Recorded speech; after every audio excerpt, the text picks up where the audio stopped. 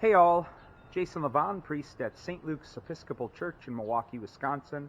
Welcome to another edition of Pause and Pray. As much as my ego doesn't want to admit it, there's not a whole lot that's extraordinary about my work as a priest. Maybe what's extraordinary is the ways in which clergy are allowed into people's lives, which isn't always the case in many other lines of work and careers. But even if I'm honest there, the gift that allows me into other people's lives isn't anything extraordinary, but rather a willingness to simply create a space of holy listening, to listen to others.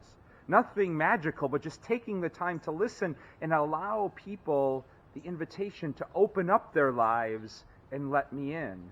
I think of a friend of mine who's a gifted psychotherapist and who tells me that despite all of the psychology he's studied and all the science behind what he does, it's only good if he's willing to take the time to actually listen to those whom he's counseling, to create that space of holy listening.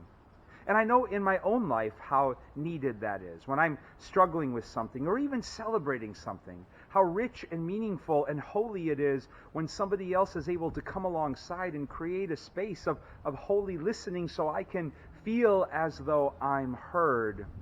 That's certainly an art that can be hard to come by in our society.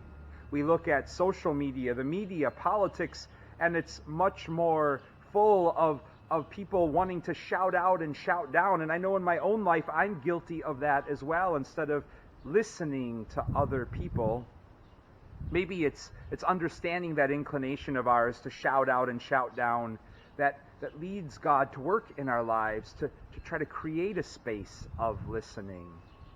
We, as followers of Jesus, love to quote Gospels like the beginning of John's, where we say, "In the beginning was the Word." And what are we saying? But that God was first a word, and as a word is meant to be heard, a word is there to create a space to be heard, to create a space of listening.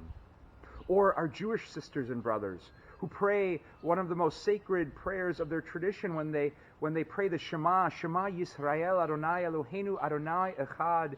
Hear, O Israel, the Lord is our God, the Lord is one.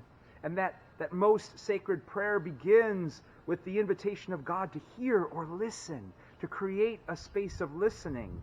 And in fact, when many of them pray those sacred words, they put their hands over their eyes as if to carve out even more space to listen and concentrate on God's presence in their lives.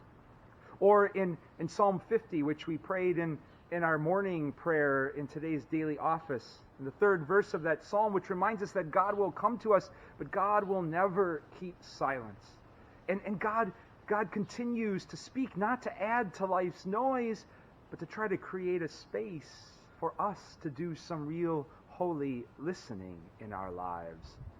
And what an invitation in all of that then, to pause and pray about those gifts and instruments that have helped create spaces of holy listening for us in our lives. Maybe it's journaling where the paper creates that space of listening to us. Or maybe it's a minister or mentor that we lean on and creates that space of holy listening in our lives.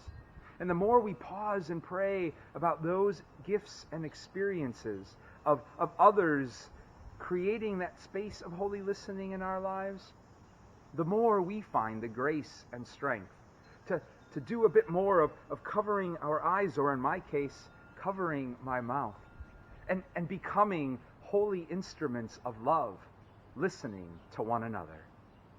God's peace and blessings to you all.